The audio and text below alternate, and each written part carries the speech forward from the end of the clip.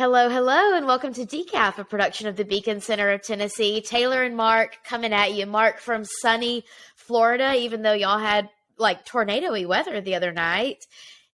I That was missed. weird. They kept alerting Kira's phone about tornado warnings, but because I've been snoring, I slept in the other bed, so I didn't wake her up. So she got all these alarms. I slept right through it, so it was fine for me. Oh my gosh. Yeah, it was great. Well, for I'm me. glad you survived. It's a little snowy in Nashville today. I went every Thursday morning. I mentor at 6:30 in the morning, and I was driving home at like 7:45, and it was like snowing.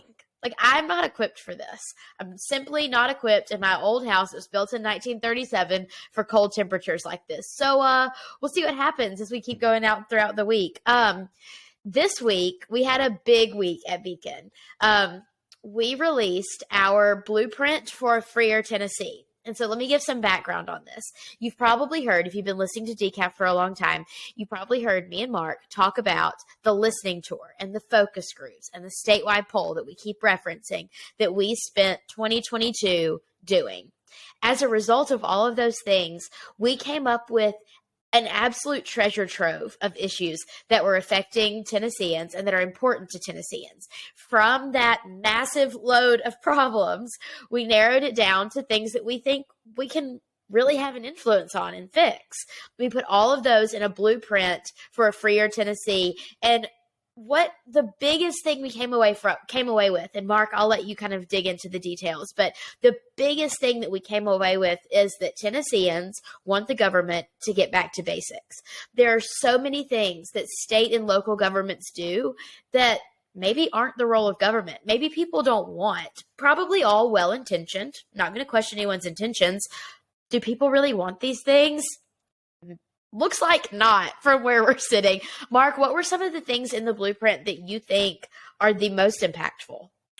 Well, I think the one issue that I think that this would be the same in Tennessee as in almost every other state is housing costs. It's just outlandish what it costs to buy a house, to rent, to do anything with a house. To build a house? To even build up, an extension on a house. It's everything is so expensive. And, of course it's something where people say, oh, well, that's just the cost of it. And that's what it is. But that's not really true. There's a lot of government regulations, taxes, rules that make the cost of housing more. So insane. Basically, insane. And we kind of had a proposal. Part of that is just doing some things to lower the, kind of the artificial extra money it costs to buy a house, to kind of lower that, by making sure that there's large property tax increases are voted on, not, something where they just interact, like put them in there. And there's a lot of zoning issues. And there's just some basic rules where it's like, a contractor can only work up to a certain amount of money, and then it's going to be a general contractor. So basically people might be getting their, basement fixed or something like that. And it would take a general contractor, because the amount of money that it takes to do that, it's got to be under $25,000. So as inflation's gone up, I was about to say, which is insane, because that amount has been static for so long. Yep. And the cost of everything. I mean, thinking about when my parents built their house in 1983, I could probably afford to build the house that my parents are living in now if I had built it in 1983. The cost of everything has gone up so much that to keep the amount that contractors, that like home carpenters can work on the same is insane. It puts people out of work. It makes it more expensive on the consumer to have to hire someone else. This is like a no-brainer licensing reform, like absolute no-brainer.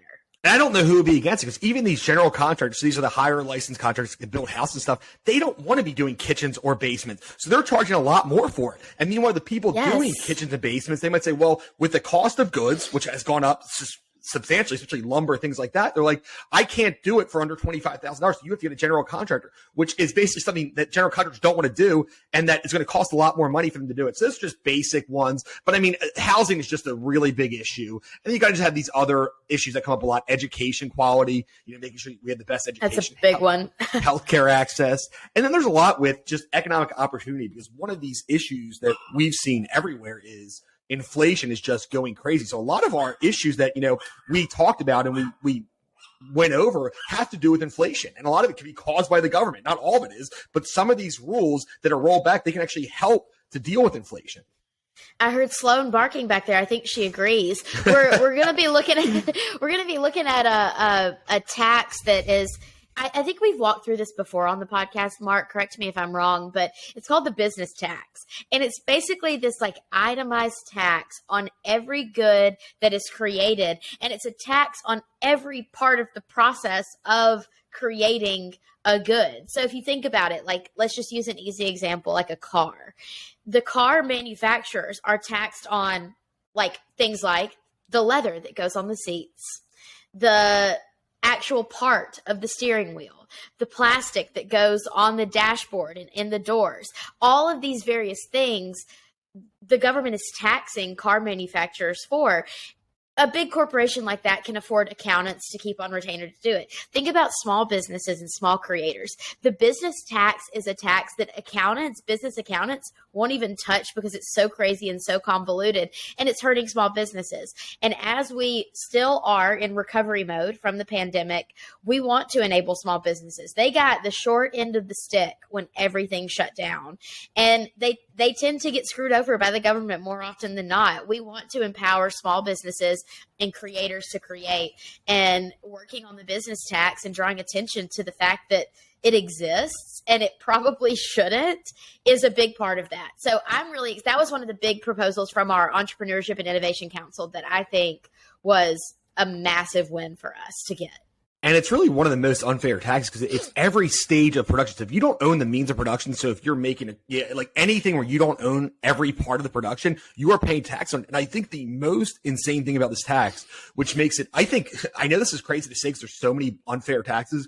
This might be the most unfair tax there are because entrepreneurs and small businesses need to pay a tax even if they lose money. So if they are losing money in a year, they still have to pay the tax. That is so asinine and so unbelievable. Yes. Like, what a way to discourage entrepreneurship, discourage people from starting businesses. It just is. I don't think anybody thinks that's a good idea.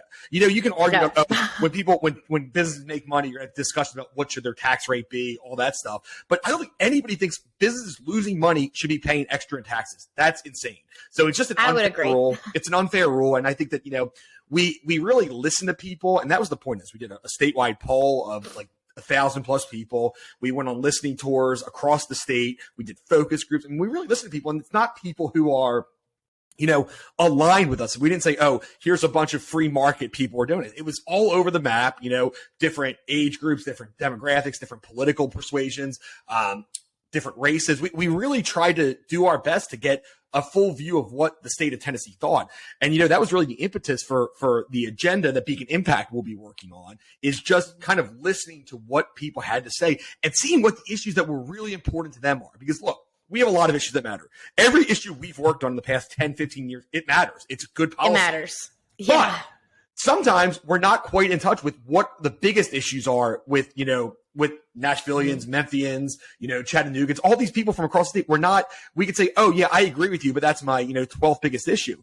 So really this year we try to say, we want free market approaches to the issues that matter most to you, that every single day you're thinking about, that make it hard for you to pay for groceries, that make it hard for you to buy a house or rent a house. So I really like this approach because I think that we're really, we're keeping our principles and we're still working on things that matter, but we're working on things that matter even more to the people that we're trying to represent.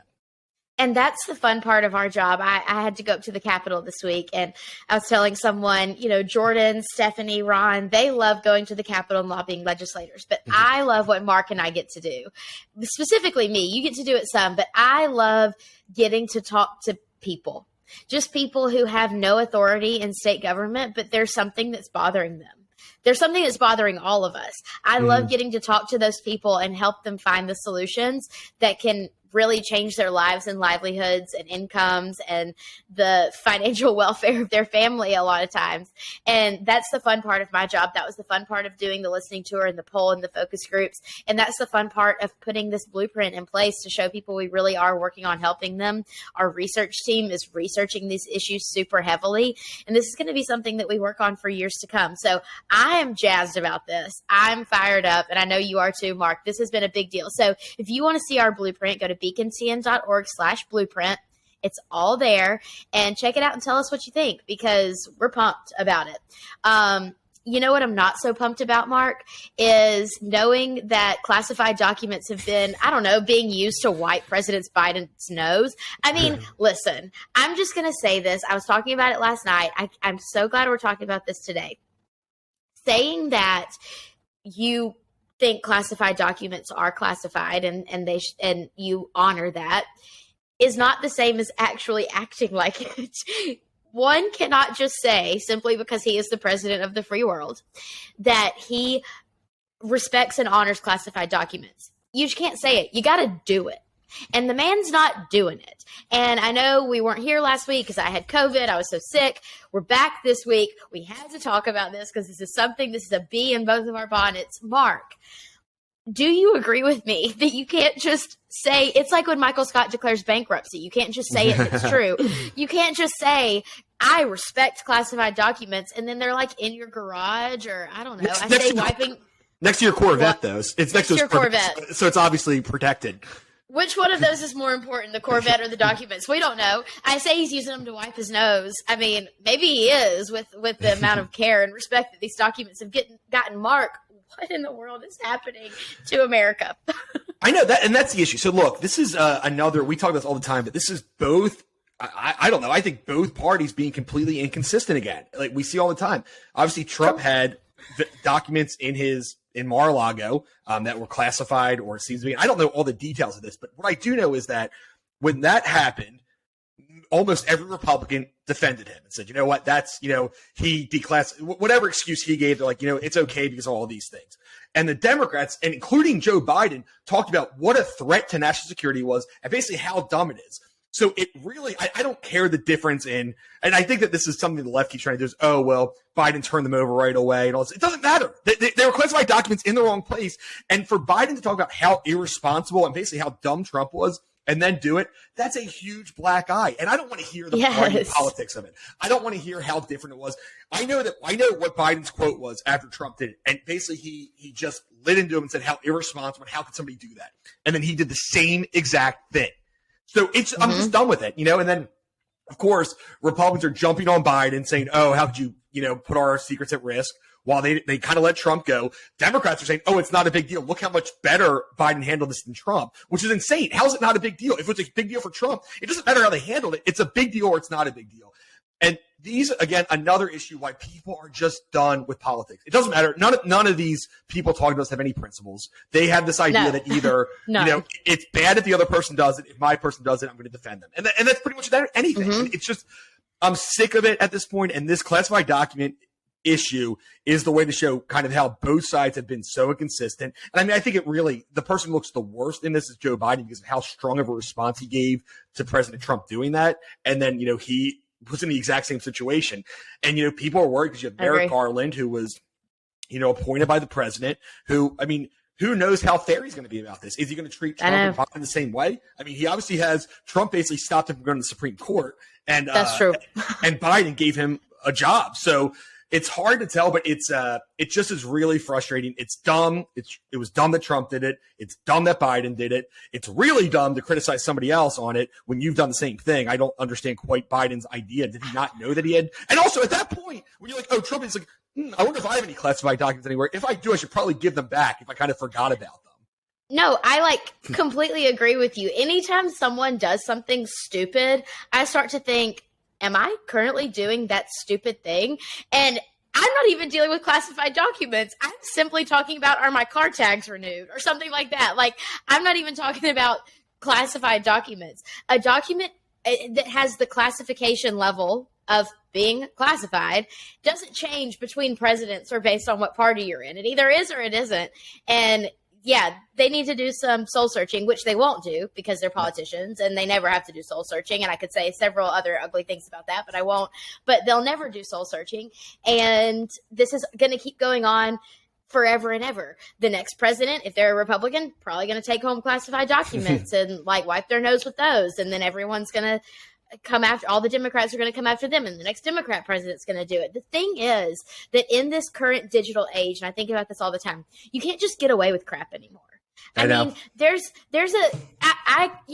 maybe presidents back in the 80s, 70s, 60s had classified documents at home and people found them and they kind of got in trouble, but they swept it under the rug, which is not okay. But in this current digital age where there are reporters and social media people hanging out outside of presidents' homes all the time, they see when someone goes in and comes out with the box. They know in this digital age, you can't get away with anything, nor should you be able to. And this is just going to happen forever and ever. And I think that they're just going to keep passing the buck. And this is why, like you said, people have absolutely no faith in their politicians. Spoiler. And it's a mess.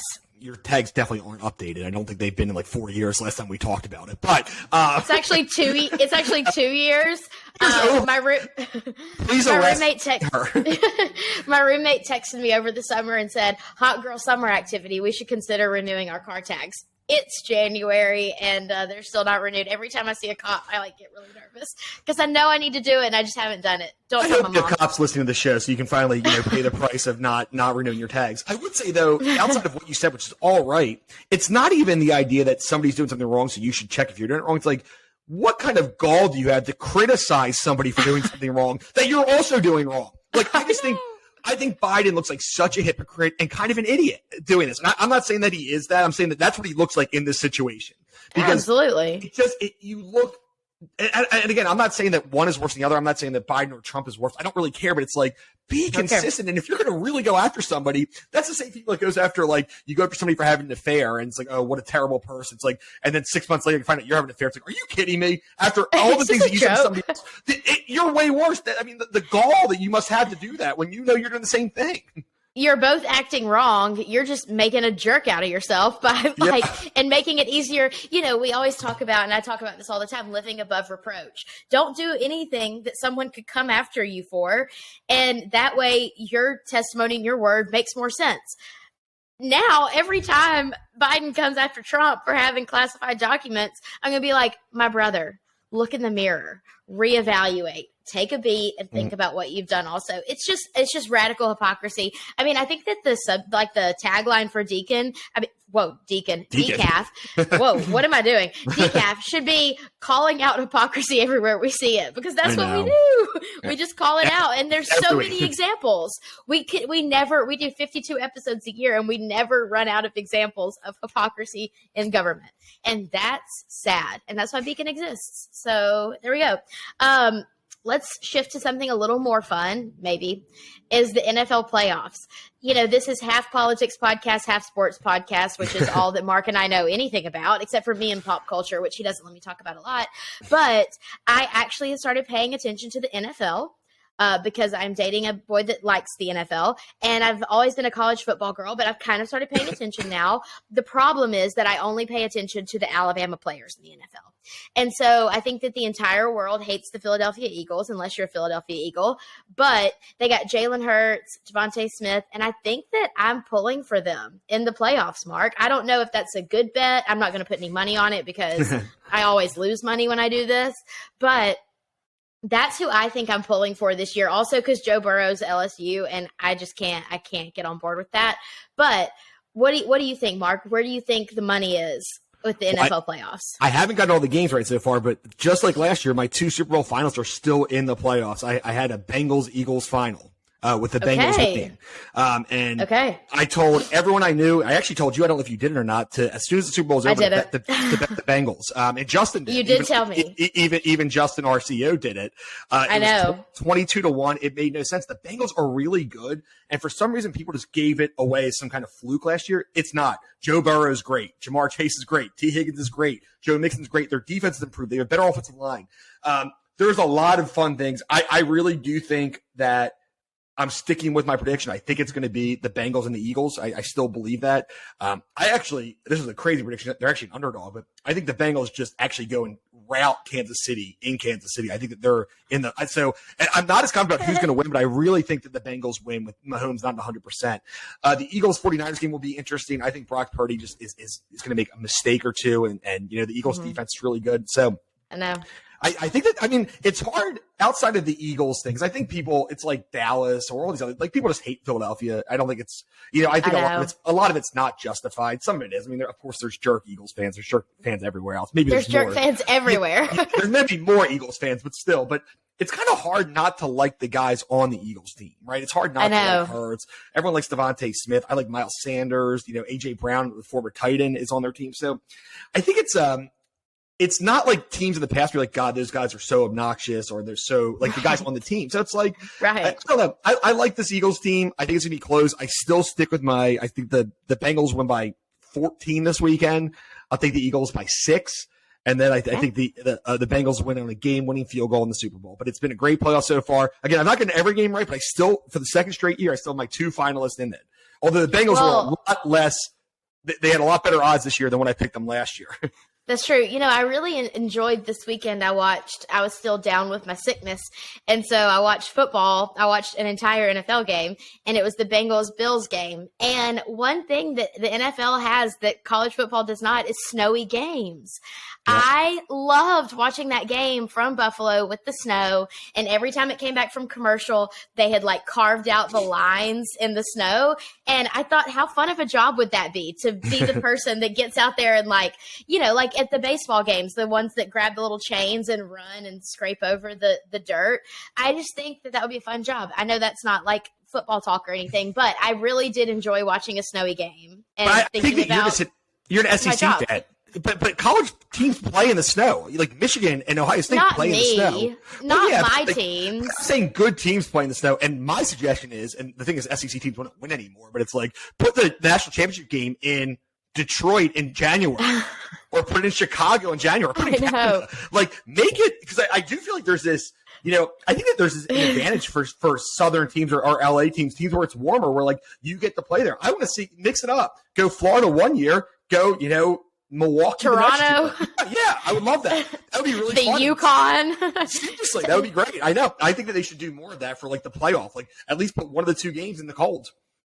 Give us an a little environmental risk there, a risk of people freezing their fingertips off, and then that'll be a game. It's fun football. I know. That's right. Yeah, you want to see the people who are tougher and, you know, the people who are playing 90+ degree weather all year. Like they don't have to go and do that. I know. I really like the capes that they wear when it's really cold. They look like they're all going to Hogwarts. I've never seen them before because I've never watched the NFL before this year. Yeah. And now I'm watching it because I have an interest in the NFL, I guess. And I saw them all in their little cloaks on the sideline. And I was like, look at all these boys going to Hogwarts. I loved it. I wish I had one of those. I actually am excited to watch the playoffs this year. I think I've been missing out my whole life just watching college football and kind of stopping watching at the end of November if Alabama's not in the Natty. And so it's been fun for football season to continue for me, and then it'll be followed right up with baseball season. It's seamless how they schedule these things. Who knew? Okay, before we go, let's talk about the butt of every joke these days, which I have thoughts about it, but we got to talk about George Santos, okay? I never really watch SNL anymore because it's all political jokes. I did watch this week because I love Aubrey Plaza. She was the host this week. Amy Poehler was on there with her. I loved it. However, every single joke was about George Santos. And let me say this first. There's a lot to joke about him, okay? He made up his entire life. I mean, I wish I was creative enough to make up his entire life like he did. That would be awesome. The problem is that when you lie, you get caught. And he got caught. And he's still walking around. Election, though, which is insane. Like, which is wild. The DNC was doing, you know, opposition research should be fired. That's insane that it took this long for them to catch it. And like also one of the first things that you learn about when you're going through comms training, Mark and I've both done this as part of like crisis comms training, is you vet people. People who are going to speak on your behalf, people who are going to be around you, you vet them. People who are going to work at your organization. Who at the RNC dropped the ball on vetting this guy? Both of those people, whoever the vetter was at the RNC and whoever the oppo person was at the DNC, both need to be fired because neither did their job, because this was so egregious. Everyone found it. I mean, the fact that he said, well, I'm Jew-ish, like my brother. That's pretty funny, though. I like it's pretty funny that he's not actually Jewish, but he's like Jew-ish, because like I think he's like his great-grandmother had some Jewish roots, so he called I mean, that was insane. Pretty funny. I'm pretty sure it's offensive, but yeah, it is funny. Everything. He was like, I worked at Goldman Sachs. He's like, well, I worked like kind of with Goldman Sachs. It's like, dude, why has no one called you out on this? Surely you have like. Not the Goldman Sachs one, so I bought one thing to work for them. Yeah, exactly. It was actually insane, and SNL made a ton of jokes about him. It started to get old. It was like beating a dead horse by the end of it. That they'll jump on any Republican that screws up. Yes, they'll jump on any Republican that that screws up. The problem is, and I was talking to Suzanne about this yesterday, and Mark, I think you feel the same way. Joe Biden has done the same thing. Saying his son died in Afghanistan, like, again, my brother. Yeah. Let's talk about that. It's radical hypocrisy, and at what cost? Like, there are so many people who have no idea that their president is out there lying about everything, but they'll make fun of George Santos. And the reason they don't know is because no one covers it the way that they cover Republicans doing it. And it unfortunately does make sense to me because of everything that I know about the media and everything like that. It unfortunately does make sense, but I just think it's, again, a dose of radical hypocrisy. Neither of the men are correct in lying. Let's just say that from the front end. I'm not defending George Santos. I think he's nutso, but both of the men are wrong for what they do, and politicians do it all the time, and it's the Republicans that get called out on it. I will say that there is levels of lying, and George Santos, like you said, literally lied about everything. I don't know what about him. I mean, it's not like you're right. It's never acceptable. And I actually think that one of the most egregious lies barely gets covered is Richard Blumenthal, the senator, basically lied about being in the military. I mean, that's a pretty big deal. So offensive. I know, and essentially lied about it. He's a senator, and he keeps winning. So this one is worse than most of them. And I mean, let's be honest. I mean, Biden has lied about a lot of things. I mean, he's plagiarized speeches, something. I mean, Trump also lied, it seemed like, on a daily basis. Oh, this is the biggest crowd of all time. No, it's not. It's provably not. So it's like, it's actually not. These are just things that I think that it's bad. I think both parties do it. This George Santos one is maybe the worst one I've seen. But with that being said, I agree the media doesn't, and I defend the media a lot. They don't cover it the same way. I feel like this George Santos thing is all over every news outlet, everything. Like when the Richard Blumenthal thing happened, which again was the sitting senator lying about his military service, it got some press, but not anywhere near that. Every lie Trump told was on the front page of everything. It's like, oh, Trump lies again, Pinocchio. And again, they were right. But it seems like Biden kind of like, I don't think most people even know that he plagiarized a bunch in college. He's misspoken or lied a number of times. He had basically a made up friend named Corn Pop that none of that was true. He just made up a story about a made up friend that could never be. So it's like he lies about a bunch of stuff too. And it's disappointing. The Santos one is the worst one I've seen, but I agree with you. It's disappointing that the media does not cover this equally. And say what you want. George Santos' lies were all ridiculous and stupid, mostly harmless. I mean, mostly harmless. Not completely. I think saying that you served in the military when you didn't is a lot more harmful than anything George Santos lied about.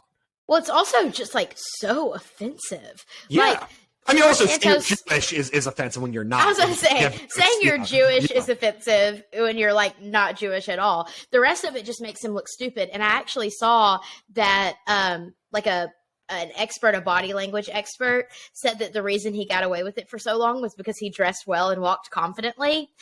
I don't think he dresses very well, but the fact that, and I will say this until I die, the fact that there are politicians that get coaching of how to present themselves well. I mean, we hear about it all the time, and they can say anything and people will believe them.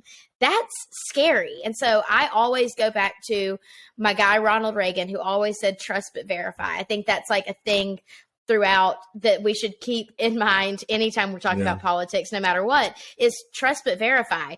Maybe, as soon as George Santos started saying these things, someone should have been like, it's not that I don't believe you. I'm just going to make sure you're telling the truth for all of our sakes, because now Republicans are the butt of every single joke because people are going to go harder toward Republicans. Biden's the same way. He gets up there and says his son died in Afghanistan. He plagiarized speeches. He did all these things. People are going to still take him seriously, though, because the media falls in line with the left. I think that people on the right have to be more careful. I'm not saying that anyone should lie, the left or the right, but I do think that people on the right have to be more careful. And this is disgusting. This makes me hate everybody. But I think that truthfully, I think the Republicans wanted to believe so badly that it was true. They didn't look. I mean, they want more diversity. Having, a Hispanic, Jewish, gay man running for office is kind of what they want. I mean, that's one of the areas that they're lacking in compared to the Democrats that, they think, matters. And it's, so I think that they all want it to be true so bad that nobody looked into it. I don't know what the Democrats' excuse was. That was I think it's like an R+4 seat. Like if that would have came out before, he probably would have lost. And somebody was sleeping at the wheel in opposition research. I know really for people like me and Mark who have worked in campaigns and done stuff, that was an opposition research slam dunk that they just airballed. Like, it was just not. That out in 20 minutes that he was at least lining for one thing. It's not hard to do. I mean, it's not hard. Call. We have no record of him. Okay, there's lie number one. Found it. It's like literally not hard at all. But I think that the point of why we wanted to talk about this is, again, the radical hypocrisy. It's not okay to lie. It's not okay to keep classified documents in your garage. But if we're going to call balls and strikes, we need to call them the same for everyone involved in all of these things. And so the next time there is a Democrat like Blumenthal who's coming out lying, I'm going to be so much more cognizant of the attention that gets, especially when it's something like serving in the military. Like, that's insane. George Santos just looks stupid. Blumenthal looks like a piece of trash for lying about that, because the military is like kind of sacred to me. I mean, and I think to a lot of Americans too, military service is a big deal. So but it doesn't matter. It's completely irrelevant which one is stupid and which one is actually a horrible lie. It's all lies, and you got in your position by lying. And that's why, again, Americans don't trust their politicians. It's a joke. Yeah, and it's bad, and I hope that people hold their sides accountable. I feel like the Democrats kind of really let the Blumenthal thing go under, say, oh, he made a mistake. And that's the excuse. It's on one side, it's he made a mistake. On the other side, it's they intentionally lied. And that's for both sides. And that's something that, we're going to have to keep dealing with. And it's just one of the, annoying things about our current political system is that I just don't feel like there's truth anywhere. It's always what's going to make my side look not as bad and their side look worse. And that's just kind of where we're at as a country. And it's sad. And I feel like I didn't really live through it, but I feel like there's times in the 70s, 80s, 90s where, the sides disagree, but they didn't treat each other this way. And they at least had some moral, ability to say, okay, this is wrong no matter what. No, I saw on TikTok the other day, there was a video about like what the difference between the early 2000s and now, and it was showing President Bush's first State of the Union address with Nancy Pelosi as speaker. And he got up there, and the first thing he said before he said anything else was he told the story of her father, who was also in Congress, and said he probably had no idea that one day I would be saying the words, "Thank you, Madam Speaker." And there wasn't a dry eye in the place. I mean, it was so moving. And that's a Republican president talking about a Democratic speaker who now half of the chamber just hates because they've taken her as an easy punching bag. And it's just disgusting how we regard each other. And I'm guilty of it. I say crap like that all the time behind closed doors. I'm guilty of it all the time. But I think we have to be a little more aware of values of integrity. And if we're not portraying values of integrity publicly and calling balls and strikes the way we see them and calling people out on hypocrisy, we're part of the problem. And just be honest. Yeah. If something's wrong, it's wrong no matter who does it. And I feel like everyone's trying to save face or score a point in the media to say, oh, look, they're more wrong than he was. It really is bad. And I wrong think is wrong. There is some, I think we're kind of putting all politicians in the same, area, but it's not true. There's some politicians who have called out both sides for being wrong. It just is rare. I think that's what's sad, is that it's rare. But it's a beautiful thing when they do. And as long as Decaf is around, Mark and I will be calling out hypocrisy, because right when we started this podcast, someone called us equal opportunity offenders, and that is what we are. Again, before we go, if you want to check out our blueprint, which I advise you to, check out beacontn.org/blueprint. It's a beautifully aesthetic paper. It's also got a lot of great solutions in there that we're going to be working on through Beacon Center next year, and that will inform Beacon Impact's legislative agenda. It's gonna be great. I'm really excited that at Beacon we're working on issues that will get the government back to basics. There's going to be so much more information that's coming out about that over the next few months. So keep an eye on this space. And Mark, I know we both got a bunch of meetings to get to, so let's get off here. This has been Decaf, a production of the Beacon Center of Tennessee. I'm Taylor. This is Mark. Subscribe on Spotify, Apple Podcasts, or wherever you get your podcasts today. We will see you next week.